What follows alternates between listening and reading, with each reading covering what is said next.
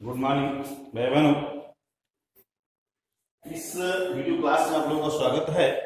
यह video class कक्षा 10 के भाई बहनों के लिए लेसन 9 के आनुवंशिकता एवं जैव विकास नया शुरू हो गया है। आनुवंशिकता एवं जैव विकास हेरिडिटी एंड ऑर्गेनिक इवोल्यूशन की शुरुआत हुई है।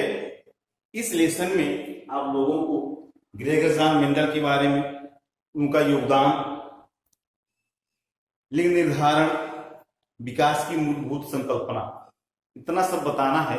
तो शुरुआत आज जो है इनमें आनुवंशिकता या हेरिडिटी से की जानी है। जैसे आप लोग जानते हैं प्रकृति में हमेशा परिवर्तन होता रहता है, बदलाव। प्रकृति रोज निरंतर नए प्रयोग करती है और नए परिवर्तन करके नए उत्पादन अर्थात नए सामान को बाजार में कर सकते हैं, अर्थात प्रकृति उतार। इसे ही हम परिवर्तन कहते हैं। और पुराने से नए में जो अंतर आता है इसी भिन्नता वेरिएशन कहते हैं। जैसे किसी जंतु में ले लें या वनस्पतियों में ले, इस प्रकार से पर्यावरण में परिवर्तन होता रहता है और पिछली पीढ़ी से नई पीढ़ी में लगातार जो परिवर्तन होते रहते हैं, अर्थात नई डिजाइनिंग होती रहती है, कर सकते हैं। इसी क्रम में हम लोग चलते हैं कि आनुवंशिकता है क्या है, हेरिडिटी क्या है। आप जैसे जानते हैं कि हाथी का बच्चा हाथी ही होता है, कुत्ता का बच्चा अर्थात पिल्ला कुत्ता ही होता है, और बिल्ली का बच्चा बिल्ली ही होती है। मनुष्य का बच्चा मनुष्य ही होगा और भेड़ का बच्चा भेड़ ही होगा। इसका मतलब क्या है? इसका मतलब यह है कि उसमें कुछ ऐसे कैरेक्टर्स, ऐसे लक्षण हैं जो उनसे जनक से उनकी संतानों में जाते हैं और उन जनक जैसी बहु संतानों को जन्म देते हैं, लिए उत्तरदायी होते हैं। लेकिन ये लक्षण जो उत्तरदायी है कौन ले जा रहा है, कोई ऐसी चीज है।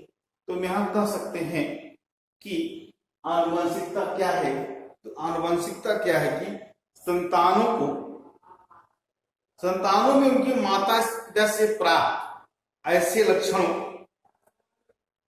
जो माता पिता से संतानों में जाते हैं और जो ऐसे लक्षण जो माता पिता के संतानों में मिलते हैं, ऐसे लक्षण को ही हम आनुवंशिकता कहते हैं।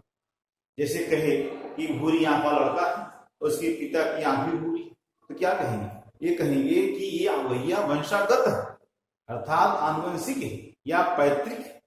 तो लक्षण कैसी है? पैतृक लक्षण।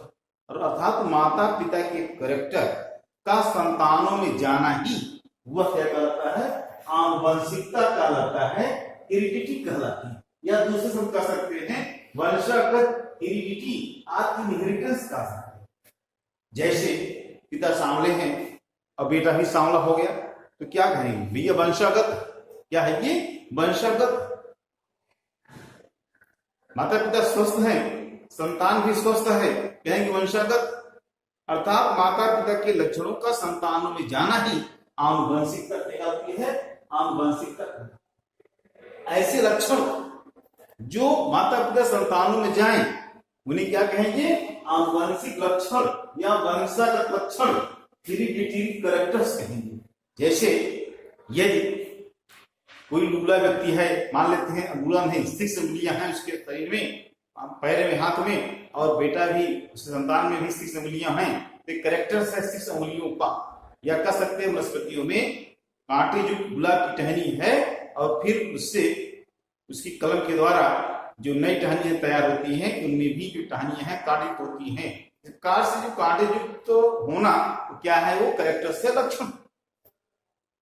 इस प्रकार से लक्षणों को हम आनुवंशिक लक्षण कहेंगे और जाने को क्या कहेंगे? आनुवंशिकता कहेंगे। जीव विज्ञान की उस शाखा को जिनमें आनुवंशिक लक्षणों के माता पिता से संतान में आने की रीतियों का अध्ययन करते हैं।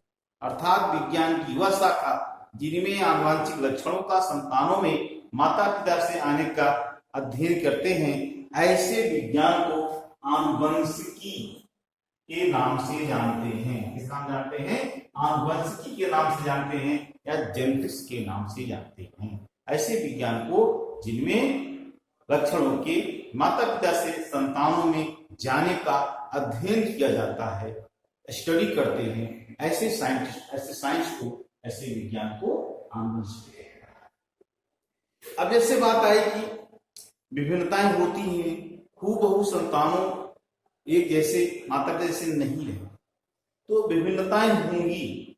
विभिन्नताएं क्यों होती, कैसे होती, ये बहुत ही गूढ़ रहस्य है। अब तो नहीं है, पहले गूढ़ रहस्य था, लोग जान नहीं पाते कैसे हो रहा है। जैसे अभी हमने बताया, मान लेते हैं कोई माता पिता स्वस्थ हैं लेकिन पुत्र जो है अस्वस्थ है, संतानें अस्वस्थ हैं, स्वस्थ नहीं है, वो बहुत बुद्धिमान है, वाइजर है, और बेटा जो है मूर्ख है, या उनके कैरेक्टर अच्छे हैं, गुण अच्छे हैं, संस्कार अच्छे हैं, लेकिन उनके संस्कार अच्छे नहीं। इस प्रकार से ये क्या है, विभिन्नता है, और यही विभिन्नताएं पीढ़ी दर पीढ़ी बढ़ती जाती हैं, और कुछ समय के बाद मालूम होता है कि वो पूर्वज से रहे संतान पूर्णतया अलग हो गई।